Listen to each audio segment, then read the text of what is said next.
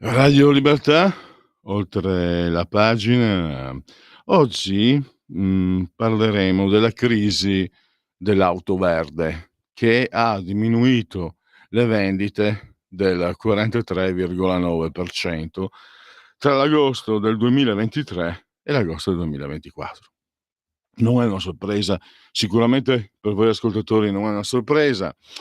Abbiamo proprio anche inoltre la pagina, almeno 2 se non 3 volte abbiamo intervistato, giornalisti o addetti ai lavori che riportavano sondaggi, uno se non sbaglio in Svezia, uno insomma dei sondaggi o localizzati in determinati paesi dell'Unione Europea o in genere nell'Unione Europea, che riportavano la non intenzione da parte di chi aveva acquisito un'auto verde, un'auto ecologica, di riacquistarla per tanti tanto costa un occhio della testa, è costosissima, l'autonomia è quella che è, i rifornimenti non sono così diffusi, soprattutto in Italia, ma non solo, ci sono anche tante altre problematiche, per esempio il fatto, chi ha una certa età sa che, l'auto rappresentava anche un investimento, no, ti compravi l'auto,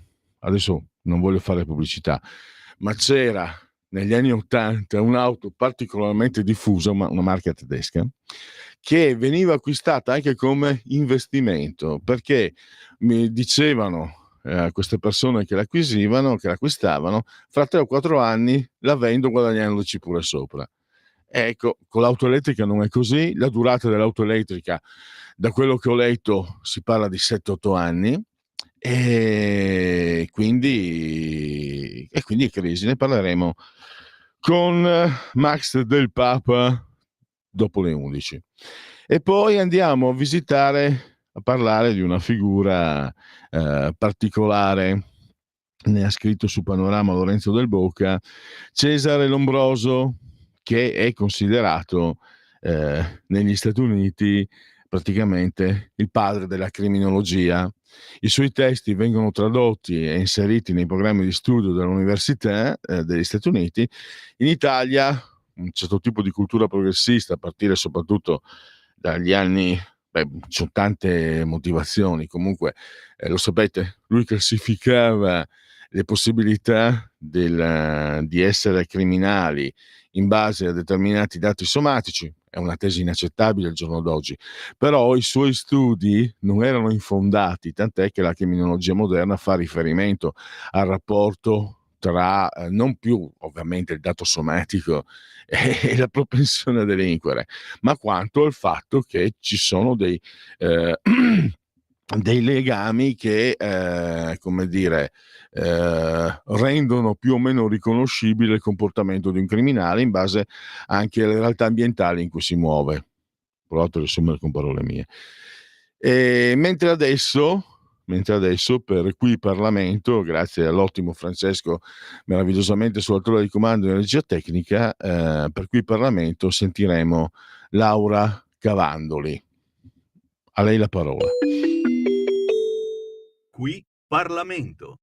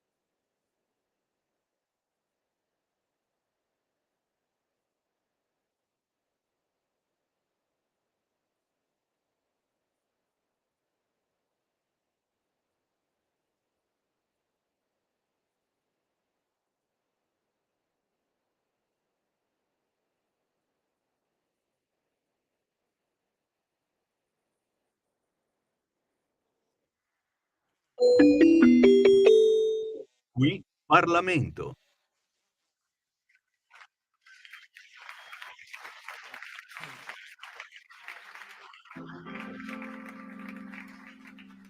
Who'd have it? Who'd have it? Who'd know? Who'd know? Who'd know?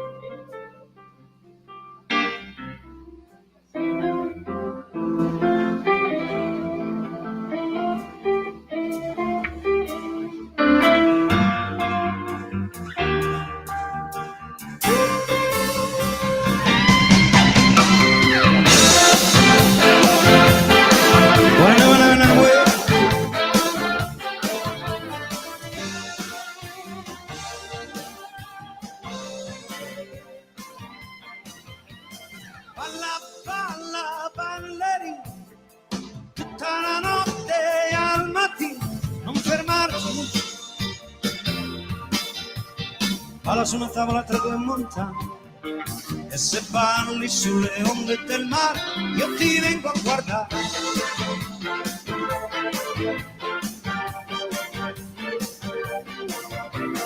Prendi il cielo con le mani, vola in alto più degli aeroplani, non stancarti. Sono pochi gli anni, forse sono solo giorni, e sta finendo tutto in fretta in fila, non ce n'è uno che tu.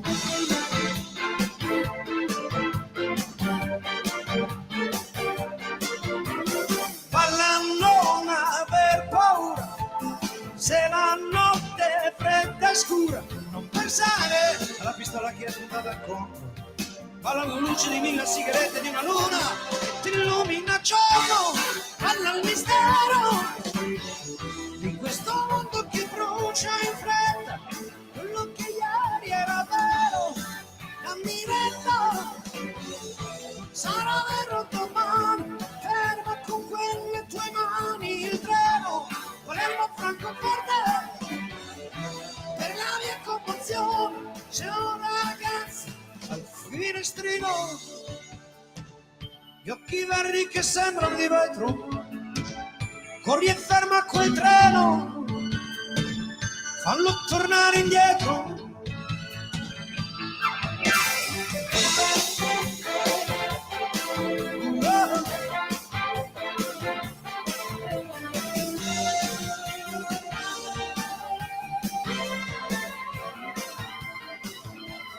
Balla anche per tutti i violenti, veloci di mano e coi coltelli, accidenti. Se capissero vedendoti ballare, di essere morti da sempre, anche se possono respirare.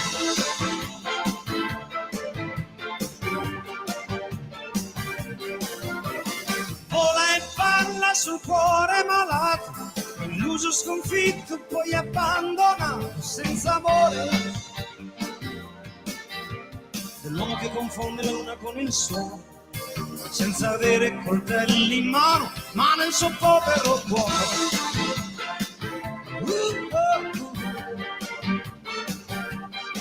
Allora vieni, angelo benedetto, prova a mettere i piedi sul suo petto e stancarti a ballare il ritmo del motore e alle grandi parole di una canzone, canzone d'amore. Ecco il mistero sotto un cielo di ferro e di gesso, l'uomo riesce a amare lo stesso, ama davvero, senza nessuna certezza, che compassione, che tenerezza.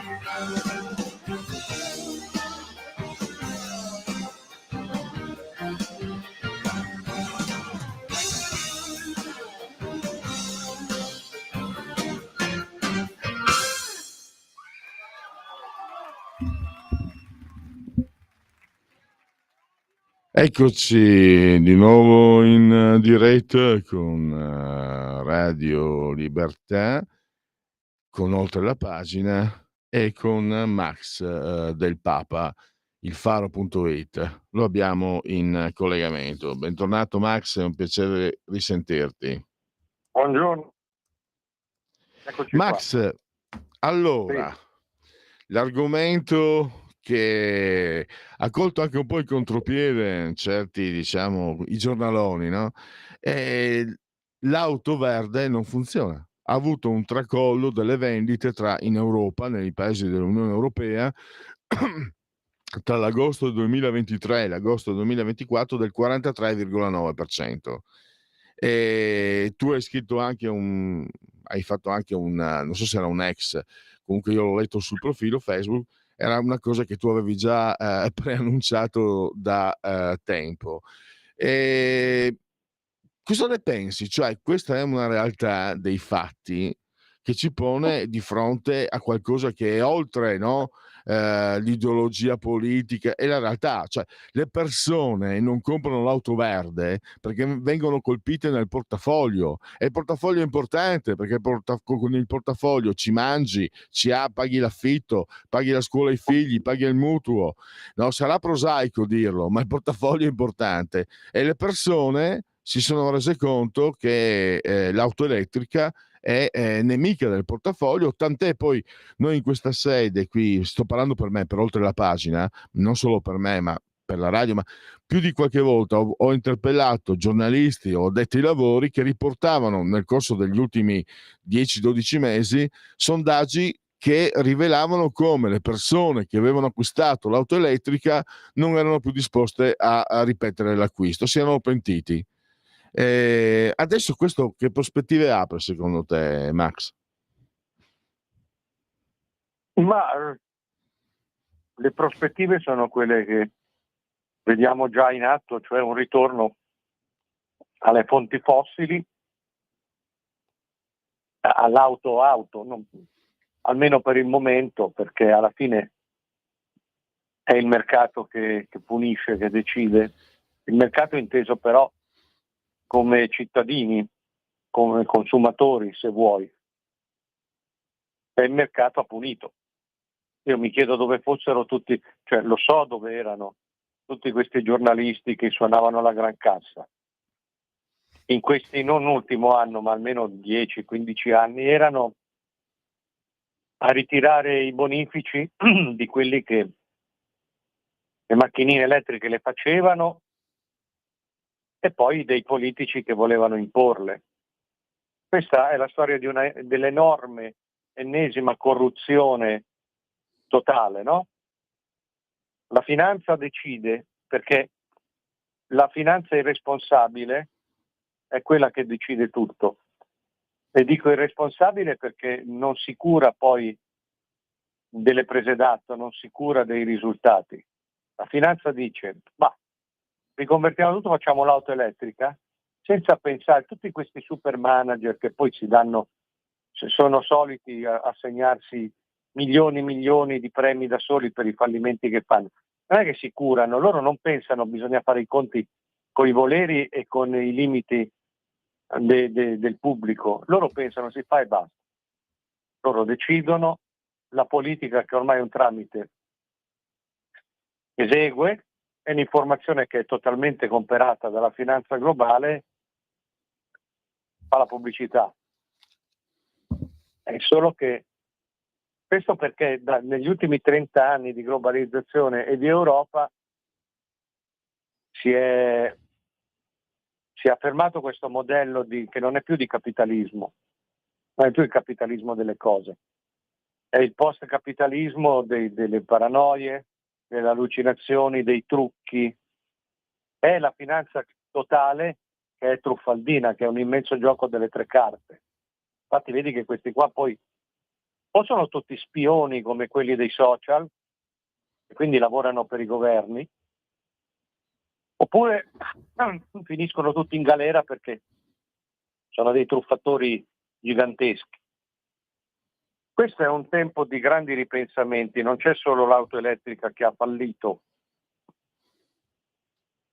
tutto ha fallito. Pensiamo solo alle politiche migratorie. 30 anni anche qui, di politica che non era una politica, che era una cosa assolutamente sciagurata e irresponsabile. 30 anni che hanno provocato la distruzione delle società dei paesi europei, hanno provocato una strage di massa diffusa, per cui non c'è giorno che dappertutto non ci sia qualche scannamento, qualche strage, qualche donna stuprata, qualcuno ammazzato, che dicevano ci portano alla loro cultura. Bene, la loro cultura era questa qua. In più hanno scassato completamente i welfare dei singoli paesi, perché abbiamo dovuto mantenere milioni e milioni di nullafacenti, di criminali, di incapaci, sottraendo risorse. Il risultato è che adesso tutti i paesi tornano indietro. La Germania dice che li vuole deportare, perché sai, poi il tedesco gratta il tedesco democratico, trovi sempre un po' la camicia bruna, quindi li vogliono deportare così, l'Olanda, i Paesi Bassi non sanno più come fare, la Svezia, che è un paese deficiente, li paga per andare via, così questi prendono i soldi, fanno il giro dell'Europa e tornano a prendere altri soldi, li paga. La Francia gli spara addosso, la Spagna gli spara addosso, l'Inghilterra, che è uscita dall'Unione Europea ma troppo tardi, non sa più quello che fare. Naturalmente l'Italia è il solito casino, per cui un ministro che 5 anni fa aveva ragione, nel senso che aveva ragione politica, che faceva 5 anni prima quello che avrebbero fatto poi tutti gli altri, è l'unico che rischia di pagare e gli danno una condanna politica a 6 anni di galera. Quelle non le danno neanche a quelli dell'ISIS o di Hamas. Quindi è stato un ripensamento totale. La stessa cosa sulle fonti rinnovabili. Auto elettriche e fonti rinnovabili vanno di pari passo. Sì, l'Unione Europea spinge, ma senza più convinzione, perché le fonti rinnovabili non rinnovano un bel niente. La stessa cosa sui social, i dispositivi. Adesso si è scoperto che dopo anni in cui i giornalisti cari dicevano la scuola del futuro, la scuola dei dispositivi, la scuola elettronica, mi ricordo c'era già la ministra berlusconiana Moratti, che poi si è cambiata tutti i partiti, che voleva fare la scuola elettronica. Adesso dicono a mettere in mano quello che si sapeva, a mettere in mano questi dispositivi a dei bambini piccoli, gli togli il cervello, gli togli la coscienza e il pensiero con quello che succede poi. È la stessa roba per i lockdown. Adesso ci si accorge che i lockdown hanno contribuito a generare dei mostri senza coscienza, pura pulsione. Quindi questo è, poi non parlo dei vaccini, se no la faccio lunga e mi ripeto, ma questo è un tempo di grandi ripensamenti, perché la finanza totale che ha sostituito tutto, ha inglobato tutto, va avanti così a passo di bisonte. Non pensa alle conseguenze, tanto le conseguenze poi le spalma sui poveri cristi, sul cittadino plebe. E va avanti, adesso si troveranno altre. Il tentativo è: abbiamo sbagliato, ce ne vuole di più. Come dice Mattarella dell'Europa. L'Europa è debolissima, l'Europa non ha saputo fare, ce ne vuole di più. È una posizione generale demenziale, come per i vaccini, no? Si è scoperto che sono mortiferi, ce ne vuole di più. E l'Unione Europea adesso dice fonti rinnovabili non rinnovano niente, ce ne vuole di più. Però tu capisci che alla fine la realtà ultima si impone, per cui ce ne vuole di più, però si torna alle fonti fossili, si torna alle auto col motore endotermico, si torna a tutto quello che ci ha caratterizzato e bene o male ci ha fatto progredire. Questi sono salti nel buio che alla fine chiedono sempre il conto, capisci? Soprattutto, Max, c'è questo. Appartengono allo stesso alveo, allo stesso gruppo, diciamo, chiamiamolo di potere in generale, questi che sostengono a quelli che 24 anni fa ci raccontavano che con l'euro sarà come lavorare un giorno di meno e guadagnare un giorno di più, e ancora di più quelli che ci dicevano che gli immigrati ci avrebbero pagato le pensioni. Sono gli stessi che stanno dicendo che dovremmo andare in pensione a 70 anni. Quindi, sì, come diceva... infatti, questi qua dovrebbero essere messi sul banco degli imputati. I Prodi, le Boldrini, la sinistra, tutti. e per conto mio anche la destra, che poi una volta al potere non si è saputa, non ha voluto agire in modo più drastico, adesso è costretta. Però è vero, cioè questi qua è proprio la responsabilità, no? Predicavano, adesso che sono stati sconfessati politicamente te ne vai a casa, te ne vai in galera, invece predicano ancora, continuano. Ma come avete la faccia? Come non vi vergognate? Siete delle nullità. Prodi che diceva che avremmo guadagnato un giorno in più e lavorato un giorno in meno con l'euro, adesso è andato a fare il consulente dei cinesi, predica la via cinese questo qua. Cioè è una cosa mostruosa quanto a sconfessione, quanto a mortificazione. E bisogna anche far presente che non c'è solo un quadro politico, c'è un quadro complessivo, c'è la stampa, ci sono gli editori soprattutto, c'è un certo tipo di mondo della cultura. Stranamente, se tu facevi un film sugli immigrati, venivi subito candidato all'Oscar. Tra l'altro ho visto delle cose inaudite. Ci sono tra i candidati all'Oscar di quest'anno, i 30 che si sono candidati per rappresentare l'Italia all'Oscar, ci sono film che hanno incassato 100, 200, no, che hanno, scusa, ottenuto soldi pubblici per 100 o anche per 200.000 euro e che al botteghino hanno incassato 3.000 euro. Sì, 3.000 euro. Se facciamo, 15, no? Max, se facciamo un cortometraggio io e te e lo portiamo in giro per le sale, io scommetto che con i nostri soldi, ma spendendo poche migliaia di euro, io scommetto che incassiamo di più. Ah, non c'è dubbio, anche perché questi sono presenze inesistenti, ma poi è tutta gente, no, sono parenti, sono gente mandata lì dal partito, da quelli che li hanno finanziati, quindi fanno 10-15 spettatori per sera, per 2 o 3 volte, poi anche lì è tutta una cosa, ma questo sai, c'è questa cosa qua, c'è questo cortocircuito qui, la finanza totale, il post-capitalismo totale è irresponsabile, cioè non sopporta le leggi, le regole, vuole fare quello che vuole, lo fa, senza rendere conto a nessuno. Però questa finanza poi è anche dirigista, in senso sociale, perché pretende di dettare leggi non scritte e di pianificare tutto. Quindi io faccio quello che voglio giorno per giorno, però ti dico come sarà fra 50 anni, no? Fra 50 anni andremo tutti con le macchine elettriche, fra 2000 anni il tempo sarà cambiato, e impongono questo dirigismo agli stati. Poi vediamo l'Unione Europea. L'Unione Europea ha un approccio economico che è totalmente iperliberista, irresponsabile, però da un punto di vista sociale, politico-sociale, è totalmente pianificatorio, è dirigista. C'è questa schizofrenia politica. Nel dirigismo così c'è anche questa cosa, questi finanziamenti per fare la propaganda sapendo che poi nessuno ascolta niente, e questi qua vabbè, non sono registi, non sono attori, sono parassiti, no, dei partiti che stanno lì. Questi sono manichini dei partiti, dico vabbè, facciamo un film di propaganda, lo firmi tu, lo giri tu, poi ti do i soldi, ma non sono, infatti poi spariscono, nessuno li conosce. Ma vedi quello che è successo a Mestre l'altro ieri, uno del centro sociale Rivolta che va in soccorso di una tipa rapinata da un moldavo, e quello lo ammazza. Questo è il cortocircuito di 30 anni di politica migratoria. E quelli del centro sociale Rivolta, che poi sono quelli che sfornano i Luca Casarini, che dicono non accettiamo le strumentalizzazioni. Ma le strumentalizzazioni di chi? Cosa non accettate? Questi predicano un mondo totalmente così, completamente allo sbando, completamente fuori controllo. Quando poi le conseguenze arrivano e fanno fuori uno di loro, la buttano sul patetico, era un compagno, era uno di noi, non accettiamo strumentalizzazioni. No, ma fate i conti con la realtà. Questa è la nemesi che vi piglia, ha pigliato uno di voi. E nessuno vuole fare i conti con la realtà.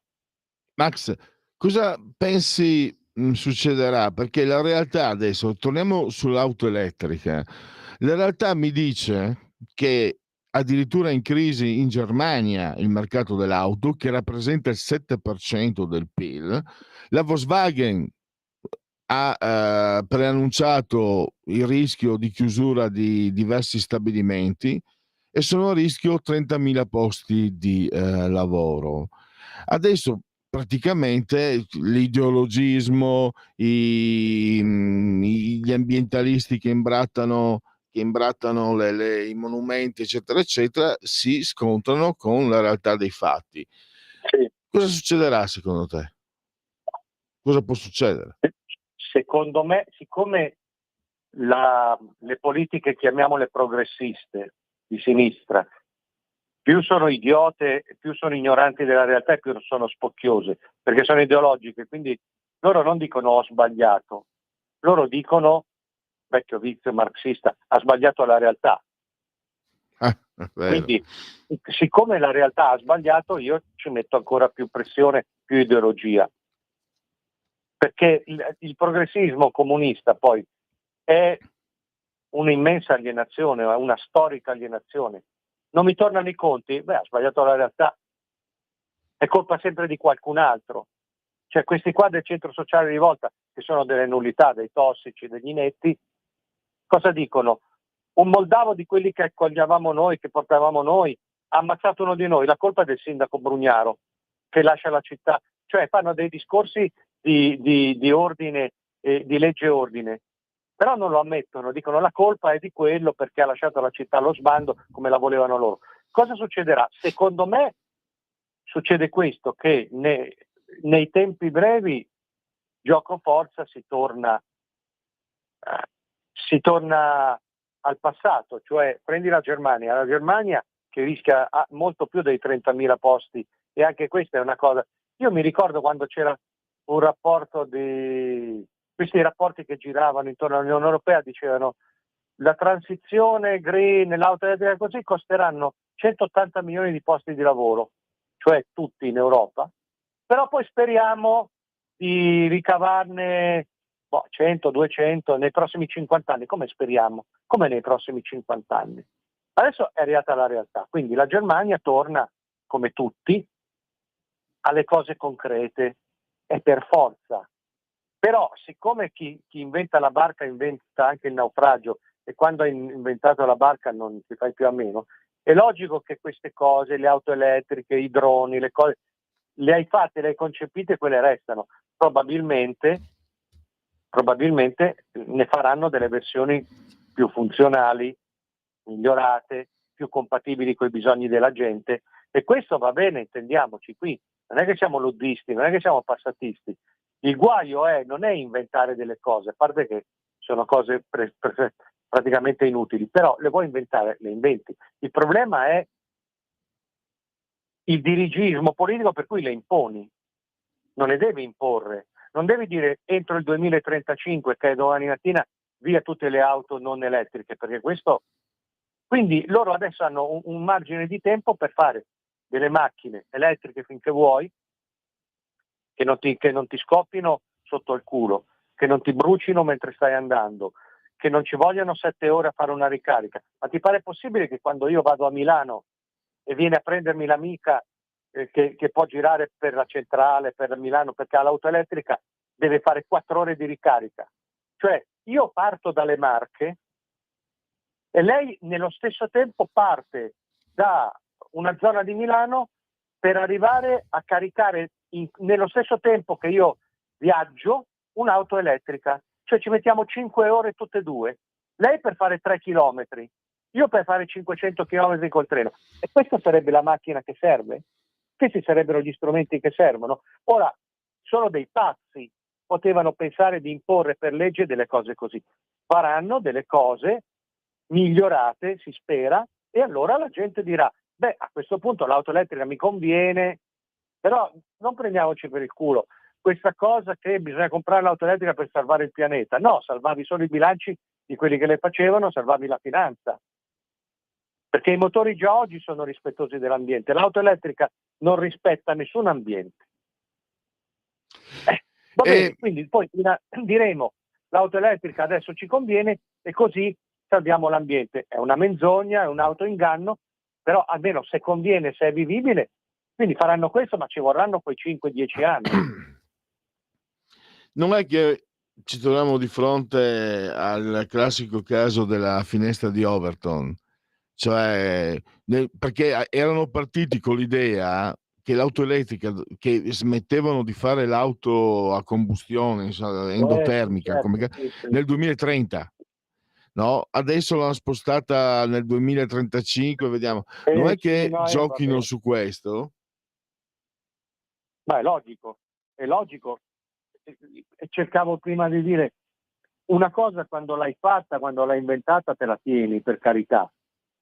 Quindi finestra di Overton o meno, non è che noi ci liberiamo di queste cose. Il problema però, a me mi va anche bene, nel senso che tanto la pubblicità che comanda tutto, cioè l'arma principale della finanza globale è la pubblicità, che è il regno degli inganni, quindi è l'inganno che tiene l'inganno. Va bene, però almeno ingannatemi con delle cose che posso praticare, che mi servono. Allora, a me l'auto elettrica, capirà, io tutti gli anni presento una rassegna di auto storiche del Novecento, figurati.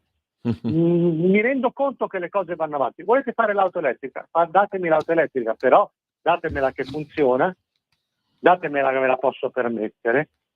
Poi vabbè, ce la terremo, tutto va avanti. La cosa assurda è pretendere, obbligarmi a delle scelte che sono impraticabili e che mi ammazzano. E quello mi sembra che sia la realtà con la quale ci troviamo a che fare. Max, No, ma io sì, direi... perché poi ti colpevolizzano, no? Qui nessuno, diciamo, poi dopo chiudo, l'ultimo inganno, no? Chi non vuole gli immigrati è un razzista o fascista. No, non è vero. Io non voglio, la gente, gli italiani, gli europei non vogliono, non gli immigrati, a parte qualche pazzo esaltato, non vogliono i tagliagole, non vogliono quelli che arrivano e dicono adesso comando io, ti scanno, ti taglio la gola, ti fotto la moglie. Nessuno, non è che non si vogliono gli immigrati, non si vuole quelli che ti ammazzano. Qui per 30 anni la sinistra ha rotto i coglioni, come dicevi tu, con i filmetti, con i giornali, con tutto, per dire chi non vuole questa roba è un razzista. Dopodiché questa roba qui ti scanna a te per primo. E allora, cioè, questi autoinganni, io spero tanto che si riesca in qualche modo a sottrarsi, no? Non è così. Nessuno non vuole che il mondo cambi, però bisogna anche vedere che cosa mi dai, che se mi dai il suicidio non va più bene, insomma. Anche perché mi sembra, io lo dico da anni, l'esempio magari è un po' banalotto, per carità. Quando eravamo bambini, magari volevamo il gatto, il cane, il papà, la mamma ci dicevano sì, però sappi che lo devi pulire tu, lo devi accudire tu, lo porti tu dal veterinario, eccetera. Mi sembra che ci sia anche un sentimento capriccioso, infantile da parte di, penso soprattutto magari a militanti o comunque gente che si sente vicino alla sinistra, che bello gli immigrati, il mondo senza confini, eccetera, però poi nessuno No, si prende carico delle conseguenze che ci sono, perché quello che vediamo di grave è che questi immigrati vengono fatti arrivare anche in massa e poi abbandonati a se stessi. Cioè, io voglio l'immigrato, poi appunto. pensaci tu, non è così che Sì. funzionano le cose. Ma infatti è cioè, la tragedia di questi ultimi 40-50 anni è questa, cioè andare avanti a passo di bisonte senza pensare a come, alle conseguenze, cioè sta tutto nella gradualità. Il mondo cambia, la gente si mescola, la tecnologia avanza, va bene, però santo Dio non mi dare tutto subito, tutto. Noi siamo anche gente che è nevrotica, che si ammazza perché ci danno una tecnologia che ci cambia sotto gli occhi ogni giorno. Non facciamo in tempo a impararla, che già è cambiata, è diventata più complicata, noi non sappiamo come maneggiarla, quella maneggia noi e andiamo fuori di testa. Cioè è la fretta, è il cambiare tutto senza pensare alle conseguenze, senza il tempo necessario per assimilare sia tecnologia, sia migrazioni, sia l'auto elettrica. Dammi il tempo, non mi obbligare con le leggi o con i ricatti morali ad assorbire tutto subito, perché io, persona comune, non ce la faccio, perché poi, come dici tu, le conseguenze non le patisce, non vanno su chi predica, vanno su chi vive, chi subisce. La tragedia di questi ultimi 40-50 anni sta tutta qui. Benissimo, siamo arrivati, anzi non benissimo, male, Ecco, appunto. ma però siamo arrivati alla fine. Io ringrazio ancora Max Del Papa, grazie davvero. Domani sei insieme per la rassegna Giulio. stampa di Cainarca e poi ci risentiremo la prossima settimana. Grazie ancora Max. Benissimo, grazie, un saluto a tutti. Stai ascoltando Radio Libertà. la tua voce libera, senza filtri né censura. La tua radio.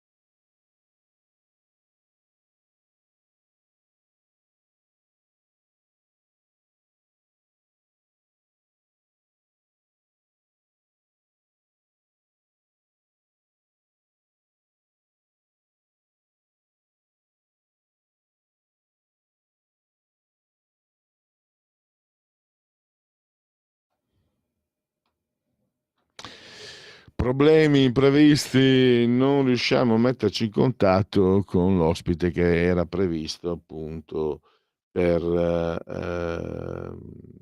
per quest'ora. Qua ho scritto 11.05, era 11.35.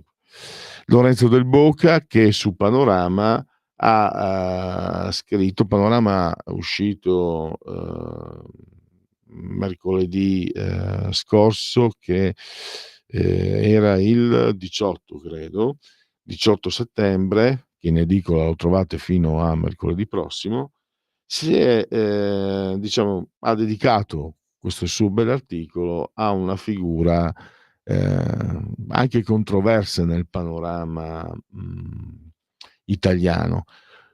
Avrete sentito usare sicuramente l'aggettivo lombrosiano, ma su Cesare Lombroso se ne sa poco. È stato messo all'indice dalla cultura progressista di sinistra. Addirittura ho letto sul Mattino di Napoli anni fa, quando è stato aperto, non so se anche su input sugli eredi, è stato aperto il museo in Piemonte su Lombroso, decisione scandalosa, vergognosa e bla bla bla bla bla. Allora, io preparo quello che è un po' l'introduzione che poi metto sul profilo Facebook della radio come presentazione dell'intervista, dell'argomento della trasmissione. Vediamo se adesso riusciremo. Comunque intanto io comincio, poi vediamo se riusciamo a metterci in contatto. L'aggettivo lombrosiano, se non di uso comune, è adoperato non raramente, qualche volta anche a sproposito, ma poco si sa di Cesare Lombroso, 1835-1909.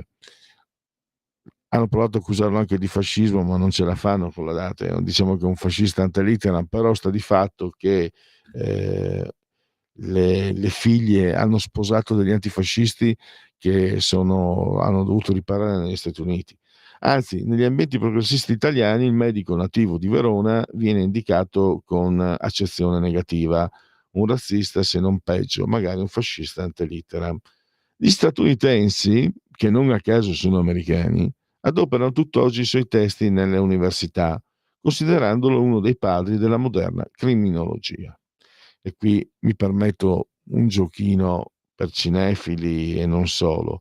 Insomma, quando ci appassioniamo alle ricostruzioni di Will Graham o di Jill Grissom, un pochino dobbiamo ringraziare anche, tra virgolette, infame Lombroso.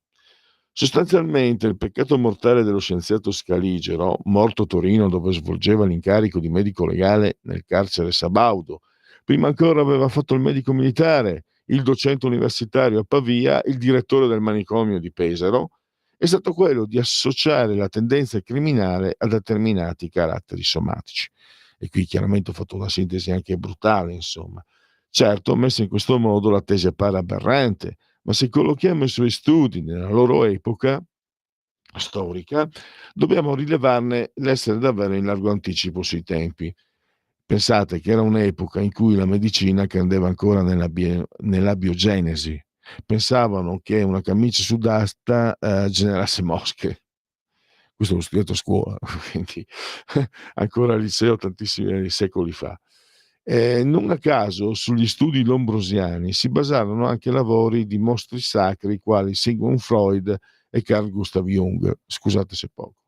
Paolo Mazzarello, che è docente di storia della medicina all'Università di Pavia, ha dedicato già 3 saggi a Lombroso e assicura che oggi si riconosce che la biologia, queste sono parole sue, si riconosce che la biologia sia connessa al comportamento e che in qualche modo lo determini.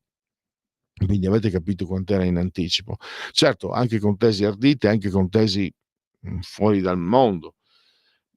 Però non puoi buttar via il bambino con l'acqua sporca come ha fatto il pensiero progressista italiano.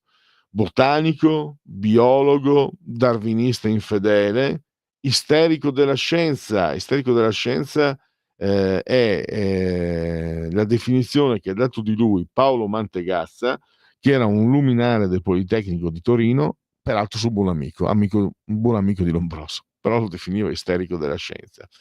Strampalato la sua parte, perché pensate, nei suoi studi si parla di formiche stupratrici, cicogne uccise per punirne l'adulterio, castori riuniti in associazione a delinquere. Era anche sessista, considerava la donna di un gradino inferiore al maschio, anche se curiosamente erano proprio il signore della buona società torinese le sue più attente ed entusiaste sostenitrici. Certo, Lombroso era davvero un po' tutto questo, ma eradicarlo dal dibattito, come si è fatto in Italia, ben prima della woke culture. Io mi ricordo per esempio che ironizzava, già lo leggevano anche tanti leghisti, negli anni 90, a Cuore, c'era Michele Serra che faceva le battutacce su Lombroso, no? Praticamente chi si riferiva a Lombroso era indicato da Michele Serra come un retrogrado, un razzista, eccetera, eccetera. Quindi le cose sono anche, come vedete, vanno molto lontano. Come si è fatto ben prima della woke culture, è stato come gettare il bambino insieme all'acqua sporca, ovvero l'intelligenza italica non si è accorta che insieme a certe inaccettabili teorie evoluzionistiche, un Darwin sbagliato, si è detto, Lombroso aveva elaborato preziose intuizioni, tant'è che Mazzarello, che ha scritto appunto questi 3 saggi su di lui, lo ha definito un bricoleur della scienza. Quindi preziose intuizioni anche oggi valide. Pertanto stiamo parlando di una figura che è stata proprio forse abbiamo assistito con il comportamento nei suoi confronti a una specie di anticipo di quello che poi abbiamo visto con la woke culture, da quello che abbiamo visto con il pensiero politicamente corretto, eccetera. Adesso siamo arrivati, no, al parossismo per cui abbattono le statue di Winston Churchill che, che ha sconfitto il nazismo, di Colombo addirittura, che ha scoperto l'America, e quindi arriviamo a livelli inauditi, un po' anche quello che diceva, che ci spiegava molto bene come sa fare lui, Max del Papa, nella precedente intervista. E Lombroso, sotto certi punti di vista, è stato un po' una vittima di quello che mi ha sempre colpito però è perché lo scoprì casualmente, forse addirittura in un film, in un telefilm, poi sono andato a controllare con internet, eccetera, avevo scoperto che i testi, ma l'ho scoperto tanti anni fa, ho scoperto che i testi di Cesare Lombroso erano tradotti e inseriti tra i testi di studio delle università statunitensi. Cioè là i libri di Lombroso sono indicati come testi sui quali prepararsi per poi fare gli esami e diventare criminologi. E allora mi son detto: "Ma scusate un attimo, qua in Italia ne sentivo parlare come di un mezzo matto, razzista, mattoide", che la sua parte c'è, anche nella ricostruzione molto bella di Lorenzo Del Bocca su Panorama si parla anche di questo. Ma com'è che gli Stati Uniti, io che ho scherzando ho messo non a caso gli statunitensi, che non a caso sono americani, perché come mai si prendono questi testi in modo serio e vengono proprio, ho controllato, ho fatto proprio una verifica e avevo scoperto appunto che ci sono le traduzioni in lingua inglese e che appunto è previsto lo studio nelle università dove si insegna anche criminologia americane, ma anche medicina, eccetera. Questo mi aveva colpito già parecchi anni fa ed è rimasto un po' una specie di pensiero fisso, e mi ha fatto piacere vedere che Lorenzo Del Bocca se n'è occupato nell'ultimo numero di Panorama. Allora andiamo, vediamo un po', niente ancora Scusa Francesco, prima era Lorenzo Del Bocca al telefono, aveva chiamato lui? No, no, benissimo. Intanto vedo un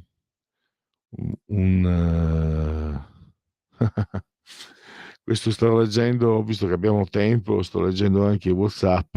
Andrea scrive: per forza i sinistri odiano Lombroso, lui è un criminologo, loro criminali. Direi come battuta, dai, come battuta la prendiamo bene.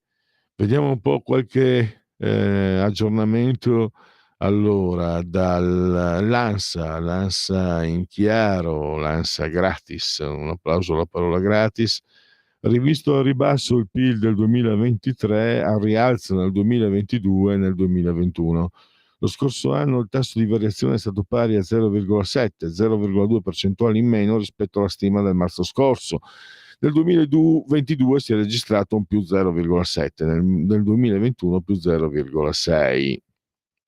Al via a Venezia il processo a carico di Filippo Turetta. Gli azzurri di Parigi al Quirinale, Malagò a Mattarella, la nostra prima medaglia d'oro. Uccisa una ragazza a Molfetta, ha confessato il ragazzo che ha sparato. 500.000 di donatori di midollo in Italia, è record. Poi abbiamo dal Corriere l'ultimo addio di Milano a Paola Amarella, il marito, la sua luce resta, non dimenticatela. Era una figura diventata molto popolare. Nel 2007 inaugurò una rubrica sulla TV privata, su un circuito che si chiamava, la guardavo anch'io perché mi piaceva, lei era molto molto molto elegante, molto, molto milanese, molto precisa, molto chiara, molto ricca anche di informazioni sull'arredamento. Cercasi casa disperatamente si chiamava, se non sbaglio, con Paolo Mizzo. È morta a 61 anni, era da diverso tempo malata di tumore, e devo dire che ho scoperto che sui giornali pensavo non fosse così conosciuta, amata, anche famosa la sua parte. Ho visto che tutti i giornali hanno ripreso con commozione anche la morte di questa. Lei era architetto, se non sbaglio, anche su un giornale ho visto architetta, ma era un architetto, personaggio che poi è diventato appunto personaggio televisivo, è successo in TV come agente immobiliare, ed era, diciamo, una ventata di stile, anche di classe. Femminicidio, se posso dirlo, femminicidio Cecchettin, via il processo. Filippo Turetta assente in aula, illegale, verrà quando necessario. Tra Versetolo e bimbi di Chiara Petrolini sepolti in giardino avranno nome e funerali, ecco perché. Assegno unico, pensioni, busta paga e premi aziendali, cosa cambia con la manovra? Extra profitti delle banche, il nodo della tassa. Istat, dalla revisione del PIL 2021-2023 quasi 100 miliardi in più, come cambiano i conti? Israele, l'IDF, che è l'esercito israeliano, non escluso la nostra incursione di terra in Libano, allontanatevi. Mistero su Sinvar, è morto sotto le bombe? Kamala Harris armata e pronta a sparare, cosa c'è dietro queste parole? Ospite di Oprah Winfrey, la candidata alla Casa Bianca, attuale vicepresidente USA Kamala Harris, ha dichiarato: ho un'arma, se un intruso entra a casa mia gli sparo. La lunga e complicata storia del diritto all'autodifesa degli americani. Io credo che i progressisti italiani abbiano patito le pene dell'inferno di fronte a questa dichiarazione. Il Far West, ecco, la vostra Beniamina è un artefice, è una specie di Calamity Jane. Autostrade mangia soldi, cosa c'è dietro? Il pedaggio ai privati, i costi del pubblico. Boccia, parliamo di lei, torna sui social, chat, chiamate, foto, la gravidanza, agli atti mesi di pressing. E poi Stefano, figlio di Andreotti, dopo le parole della Chiesa, tornano le falsità su mio padre. Meloni a New York incontra i CEO, erano amministratori delicati, comunque dirigenti della Big Tech, in serata premiata da Musk le intese. Poi se vi interessa, Parietti, rifiutai 9 miliardi da Berlusconi, la morte di Salvadori, siamo disperati, mio figlio Francesco è sottovalutato.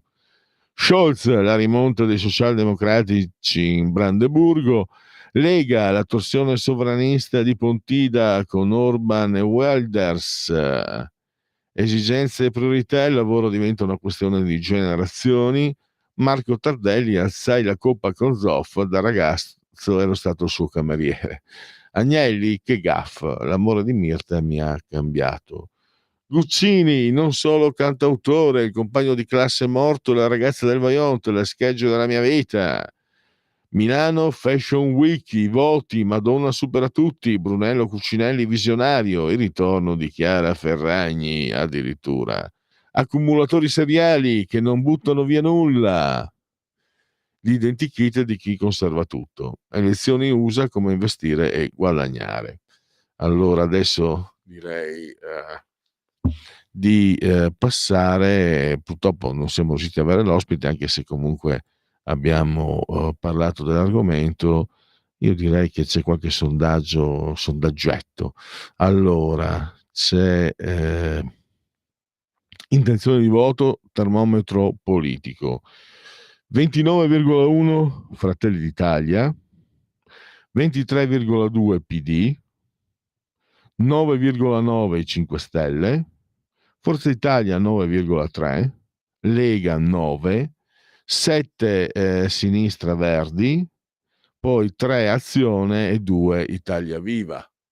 Togliamolo. E poi abbiamo... Cosa pensa della richiesta dei PM di 6 anni di carcere per Matteo Salvini per la vicenda Open Arms? Mi sembra doverosa, ha violato le leggi internazionali mettendo in pericolo la vita di centinaia di esseri umani. Questo la pensa il 41,6%. Contro il 41,7% Salvini ha solo difeso i confini italiani. Il processo è completamente politico e punta a colpire lui e il governo di centrodestra. Quindi direi 83% spaccati a metà praticamente. In mezzo c'è, è vero che Salvini non ha rispettato le convenzioni internazionali, ma 6 anni mi sembra una pena eccessiva, lo pensa l'8,4%. Credo che le convenzioni internazionali siano datate, debbano essere cambiate alla luce dell'emergenza migratoria. Salvini, a mio avviso, è innocente, 7,1%. Quindi questo sondaggio ci dice che c'è un'opinione spaccata a metà al riguardo. Io vi ricordo che 6 anni non vengono chiesti neanche per uno stupratore. Questo è un... E poi quello che secondo me è un po' sparito, permetto di osservare, è chiaro che qui siamo di parte, quello che è sparito dal panorama, dal dibattito, è le famose intercettazioni di Palamara. Cioè l'intercettazione di Palamara con il magistrato di Perugia, se non sbaglio, che diceva per me è sbagliato, no, ma dobbiamo farlo, eccetera, perché dobbiamo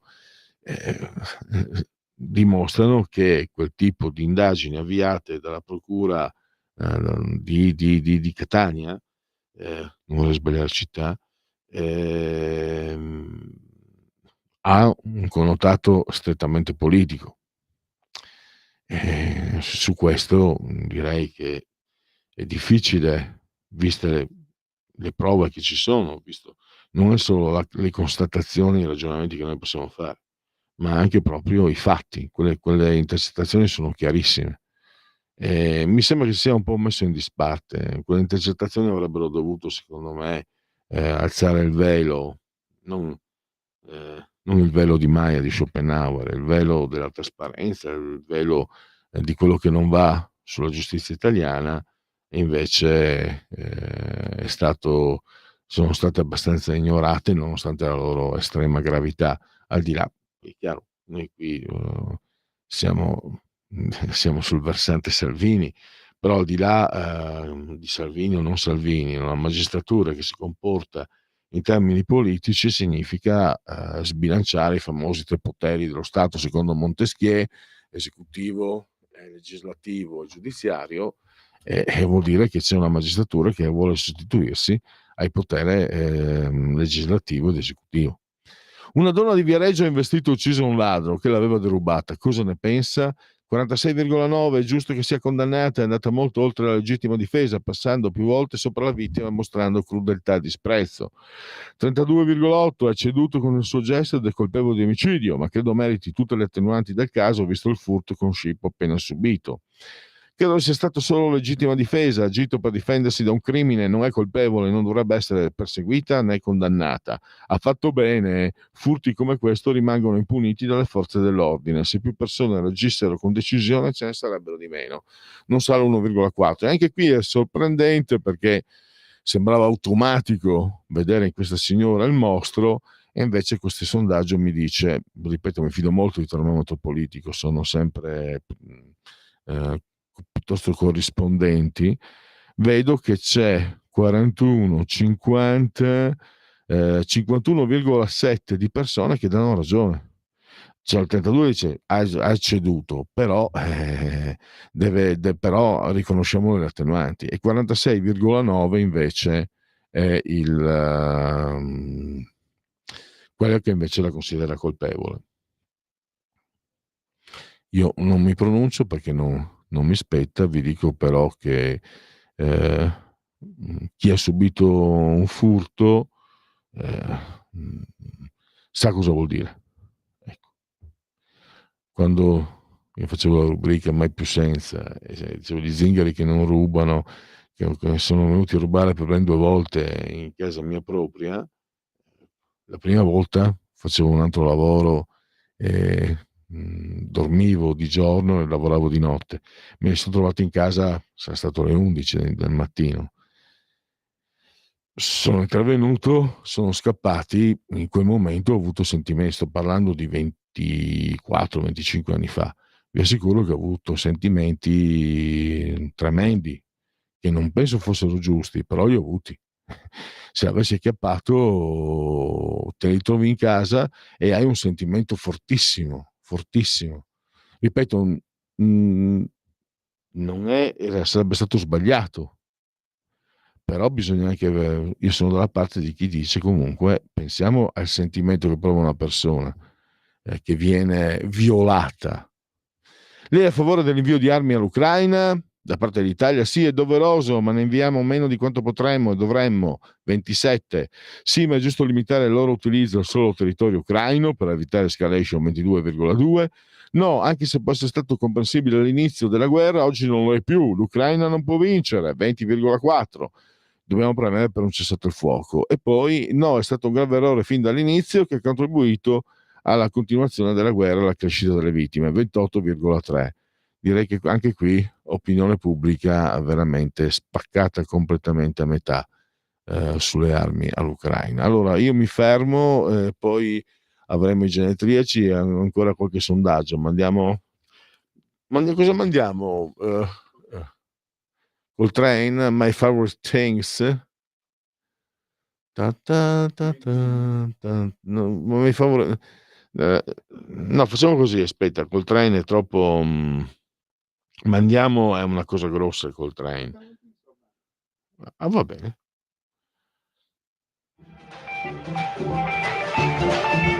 Avete ascoltato Oltre la pagina.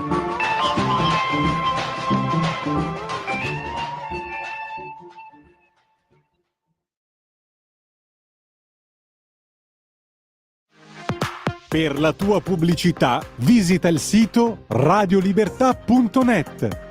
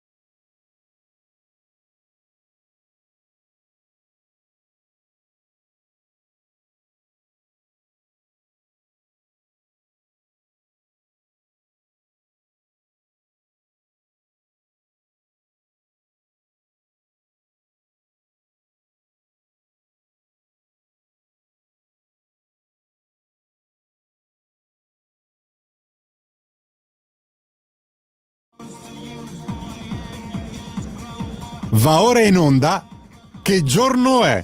Genetriaci, commemorazioni, ricorrenze di oggi con Pierluigi Pellegrin. La verità è che sono cattivo, ma questo cambierà. Io cambierò. È l'ultima volta che faccio cose come questa. Metto la testa a posto, vado avanti, rigo dritto, scelgo la vita. Già adesso non vedo l'ora. Diventerò esattamente come voi. Il lavoro, la famiglia, il maxi televisore del cazzo, la lavatrice, la macchina, il CD e l'apriscatole elettrico. Buona salute, colesterolo basso, polizza vita, mutuo, prima casa, moda casual, valigie, salotto di 3 pezzi, fai da te, telequiz, schifezze nella pancia, figli, a spasso nel parco, orario d'ufficio, bravo a golf, l'auto lavata, tanti maglioni, Natale in famiglia, pensione privata, esenzione fiscale, tirando avanti, lontano dai guai, in attesa del giorno in cui morirai. Genetriaci, ricorrenze e commemorazioni del secondo giorno di vendemmiaio, mese del calendario repubblicano.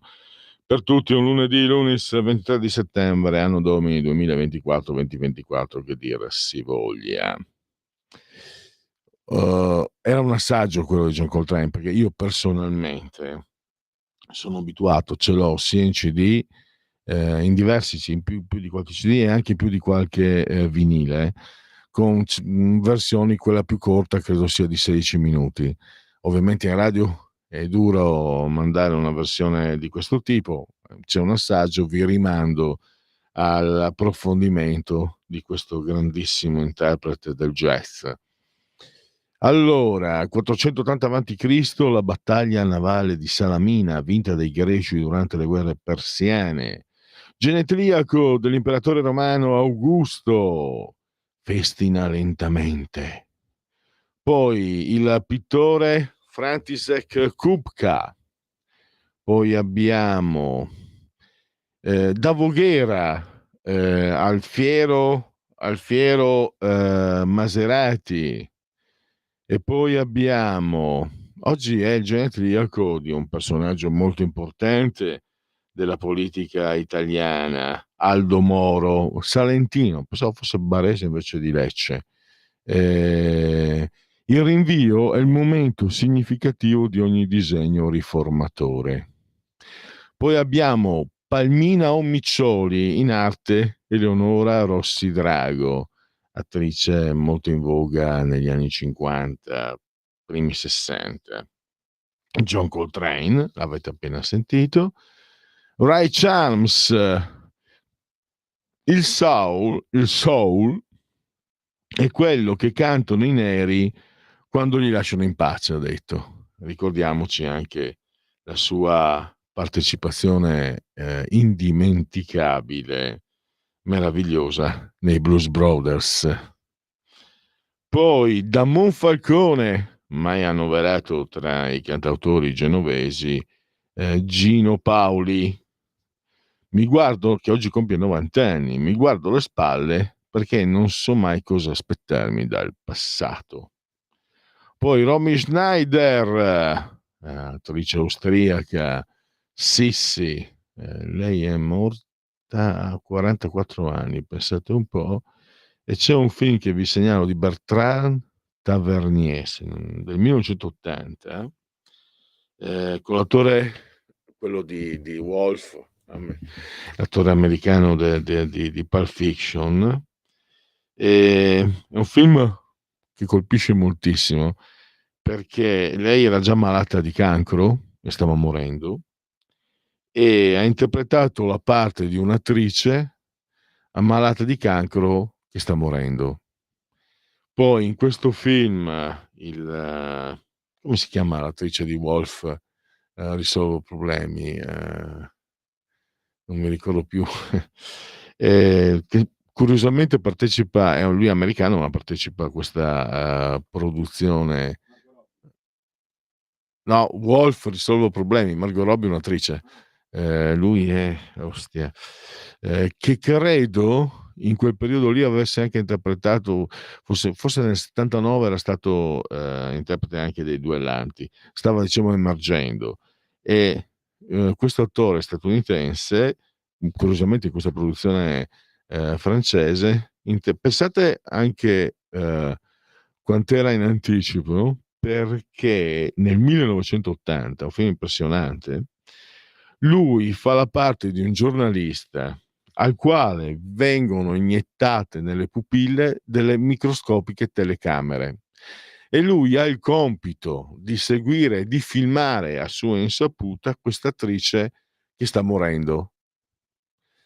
Il finale non ve lo anticipo, non ve lo spoilerò perché è un finale molto forte, molto drammatico e che dà ancora più spessore e ancora più rilievo a questo film. C'è un'interpretazione da parte di Romy Schneider notevolissima. È un film, già nel 1980 si parla appunto, è una sorta di Grande Fratello ante litteram, quindi un film che anticipa i tempi, con grandissimi interpreti e un grandissimo regista. Bruce Springsteen, signore e signori, Elvis ci ha liberato il corpo, Dylan la mente, e poi Paolo Rossi, e quindi che un po' in questi giorni è morto Totò Schillaci. Sembrava a un certo punto che Totò Schillaci fosse diventato il Pablito Rossi, poi nel 90 invece l'Italia non ha vinto i mondiali, lui comunque ha segnato 6 gol esattamente come Paolo Rossi 8 anni prima. Ho visto una cosa molto sgradevole da parte di un tifoso del Napoli durante il minuto di silenzio, davvero molto brutto, mentre è stato notevole la scelta del Real Madrid, che prima di Real Madrid e Espanyol ha fatto svolgere un minuto di silenzio con la foto gigantografia allo stadio di Totò Schillaci e la colonna sonora di C'era una volta West di Leone, del film era di Leone, e invece la colonna sonora di Morricone. Io non amo né Morricone né Leone, né Sergio Leone, però l'effetto è stato notevolissimo, un messaggio liturgico, politico, di potere da parte del Madrid, liturgico perché il calcio celebra i suoi eroi del passato come santi laici, politico perché è un messaggio di forza, perché il Real Madrid si fa carico di celebrare, di commemorare la morte di un campione che non ha neanche mai giocato nel Real Madrid, che non era neanche spagnolo, che non ha mai giocato nemmeno nella Liga spagnola, quindi l'idea, quell'incarnare il potere, il calcio sono io, se fossimo in Francia il calcio c'est moi, direbbero quelli del Real Madrid. Comunque un bellissimo gesto, e poi anche un atto di gentilezza, di carineria nei confronti di Carlo Ancelotti, che nel 90 era compagno di squadra ai mondiali di Totò Schillaci. Ileana Caravati, in arte Lilli Carati, era una promettentissima attrice degli anni 70, poi ha avuto una svolta verso i film pornografici, era molto bella, secondo me anche brava, va resotta ed è morta 10 anni fa. Poi Fottina Lappa. E chi è Fottina Lappa? Tini Cansino. Tini Cansino, chi è over 50 sicuramente ricorda Drive-In, di cui Tini Cansino era un po' come dire l'introduttrice. E infine un autore di fumetti, un disegnatore molto valido per la Bonelli soprattutto, Dampir, Tex e Zagor. Stiamo parlando di Stefano Andreucci. E andiamo a chiudere. Allora, avevo iniziato un po' di sondaggi. Donald Trump ha subito un secondo attentato. Secondo lei c'è una regia dietro questi tentativi di omicidio? Sì, ne sono convinto. Credo che i mandati siano dell'apparato di potere legato ai democratici, anche con complicità internazionali, 15,7. Può essere quello che certo che i democratici, i media e gli avversari di Trump sono colpevoli moralmente a causa della demonizzazione mediatica che ne fanno, 26,1%. No, si tratta dell'azione di persone mentalmente disturbate, come ce ne sono molte negli USA, a questo si aggiunga l'incompetenza dei servizi segreti, 18%. No, ad agire sono degli squilibrati incitati da un clima avvelenato che è stato lo stesso Trump a creare nel corso degli anni, 36,2%, non sa il 4%.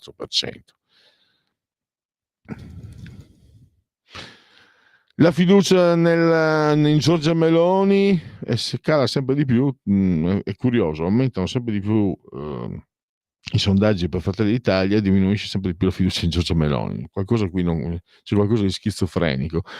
Comunque sono 40,2 molto abbastanza contro il 59,6 contrari, significativo. Poi abbiamo un dato Istat. Produzione nelle costruzioni, si stima che l'indice destagionalizzato luglio 2004 aumenti dello 0,9 rispetto a giugno. Nella media del trimestre maggio-luglio la produzione nelle costruzioni cresce dello 0,6%. Su base tendenziale l'indice corretto per gli effetti di calendario registra un incremento del 6,3%, mentre l'indice grezzo cresce del 14%. Questo è una informazione positiva, mentre i prezzi delle abitazioni. Secondo le stime preliminari, nel secondo trimestre 2024 l'indice dei prezzi delle abitazioni, IPAB, acquistate dalle famiglie per fini abitativi o per investimento, aumenta del 3,2% rispetto al trimestre precedente e del 2,9% nei confronti dello stesso periodo del 2023. Era più 1,6% nel primo trimestre 2024. La crescita tendenziale dell'IPAB si deve soprattutto ai prezzi delle abitazioni nuove che aumentano dell'8,1%, in forte accelerazione rispetto al 5,3% del trimestre precedente, in misura più contenuta quelli delle esistenti che salgono dell'1,9%, in rafforzamento rispetto al più 0,8% del primo trimestre. Infine l'ultimo sondaggio, e poi passeremo la palla a chi ci segue. Francesco, diamo un omaggio. Io l'ho sempre trovato un pochino noioso, però giù il cappello, insomma, è un autore di grande valore come Bruce Springsteen. Facciamo lo stacco musicale con Bruce Springsteen e poi mando in onda quello che è previsto successivamente all'interno di questo spazio. Gradimento leader e istituzioni,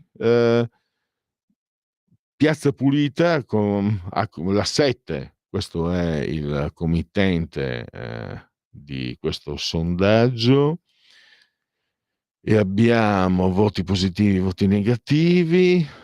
Allora, Schlein 30,6, poi per ciascuno dei nomi indicati mi dia un voto da 1 a 10, come a scuola. 30,6 a Schlein, 32,2 a Conte, 28,3 Tajani, 26,4 Salvini, 38,4 Meloni, 13,2 Renzi, Calenda 17,5, 15,7 Vannacci.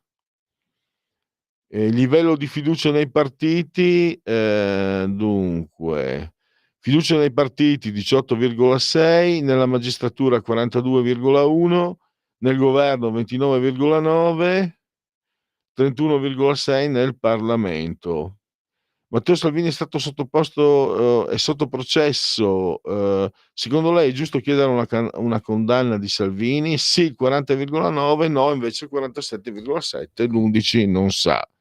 Se ci fossero le elezioni, lei per quali partiti voterebbe?